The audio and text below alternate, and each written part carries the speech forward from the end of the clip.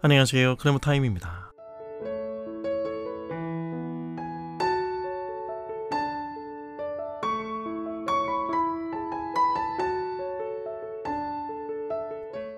어떤 한 바리새인 관원의 집에 초대를 받으신 예수님께서는 안식일에 대한 참된 정신을 가르치신 후 이어지는 오늘 본문에서 하나님 나라의 백성은 어떻게 살아야 하는가, 즉 어떠한 자세로 살아가는 것이 하나님 나라 백성의 정체성과 잘 어울리는가를 말씀하십니다.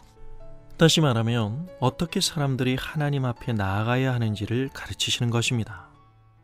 예수님을 책잡기 위해 뚫어져라 응시하던 바리새인들이 둘러앉은 자리에서 예수님께서는 초대받은 사람들이 만찬을 베푼 집주인을 중심으로 가장 가까운 자리, 즉 상석에 앉기 위해 서로 경쟁이라도 하듯 달려드는 그들의 모습을 지켜보시고 한 비유를 들어 가르침을 이어가십니다.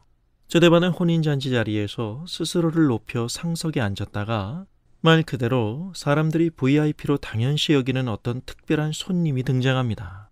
그때나 지금이나 신분과 지위가 중시되는 사회 속에서 이 상황을 놓고 그릴 수 있는 가장 가능한 그림은 단 하나뿐일 것 같습니다. 상석에 앉아 스스로를 흡족해하던 그 사람은 특별한 존재의 등장과 더불어 자신이 잠깐 차지했던 상석에서 일어나 끝자리로 이동해야 하는 상황입니다. 상석에서 밀려난 자신을 향한 사람들의 조롱 섞인 애처로운 시선을 감내하며 결국 끝자리로 밀려나고 마는 한없이 초라해지는 신세가 되고 만 것입니다. 반면 예수님께서는 차라리 끝자리에 가서 앉으라고 말씀하십니다. 높은 자리에 앉지 말고 낮은 자리에 앉으라는 것입니다. 자기 스스로를 낮춰 끝자리에 앉은 손님을 본 집주인은 그에게 다가가 더 나은 자리를 제공하게 될 것이며, 그 사람은 하객들이 보내는 부러움의 시선을 한몸에 받으며 높은 자리에 앉게 될 것이라고 말씀하십니다. 여기에서 예수님이 진정한 주제로 제시하고 있는 것은 교만과 겸손입니다. 상석에 앉기 위해 앞다투어 경쟁하는 사람들의 그 모습을 조금 더 자세히 들여다보면 무엇이 과연 나의 가치의 핵심을 차지하는가의 문제임을 알 수 있습니다. 사람은 누구나 솔직히 사람의 중심 요소인 그 마음에 인정 욕구 성향을 갖습니다. 상대와의 비교 속에서 확보된 우월하다는 해방감은 인간관계가 그물망처럼 얽힌 지금 여기서의 삶을 살아가는 크리스찬에게도 정당화될 수는 없기에 형식적인 마음의 단속은 해보지만 그래도 그 우월적 누림은 이해되어야 한다고 말할지도 모르겠습니다. 교만, 합당하지 않은, 그러나 우리에게 너무나 익숙함이라고나 할까요? 하지만 주의해야 할 것은 겸손과 교만이라는 이 주제를 일반적인 인간관계 내에서의 성품과 관련된 예절로만 선을 그어 이해하면 곤란합니다.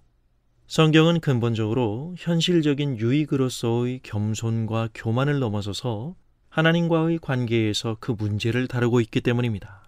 그러기에 겸손과 교만은 종말론적인 강조점을 품고 있는 것입니다. 누가 과연 하나님 나라에 합당한 사람인가? 성경은 하나님과의 관계가 추락하여 깨어진 인간 내면의 상태를 교만으로 말합니다. 인간이 하나님 앞에서 자신의 존재와 위치와는 어울리지 않는 자기 이기주의와 헌신주의의 상태로 살아가는 것을 말하는 것입니다. 자기 사랑에 할 말이 차고 넘치는 숨길 수 없는 자신에 대한 대견함은 하나님을 밀어낸 그 자리에서 하나님의 목소리를 대신하고 있습니다.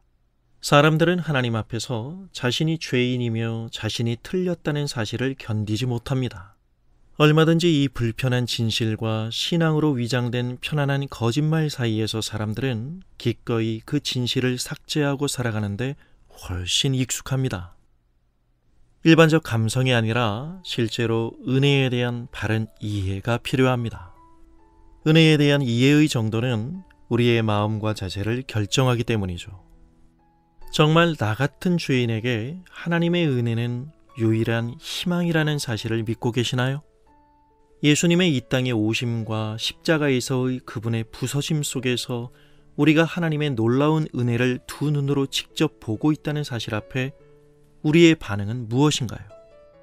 기독교 신앙이 이 진실성을 상실할 때 기독교에서 은혜는 영영 사라지고 맙니다. 하나님을 위해서 일하는 종교적 육체만이 남을 뿐입니다. 교만은 내가 하나님의 자리에 앉는 것이며 겸손은 하나님의 눈으로 하나님 앞에서 내가 누구인지를 바로 보는 것을 말합니다. 이런 말이 있습니다. 하늘나라의 지붕은 대단히 높지만 그곳으로 들어가는 문은 대단히 낮다네. 감사합니다.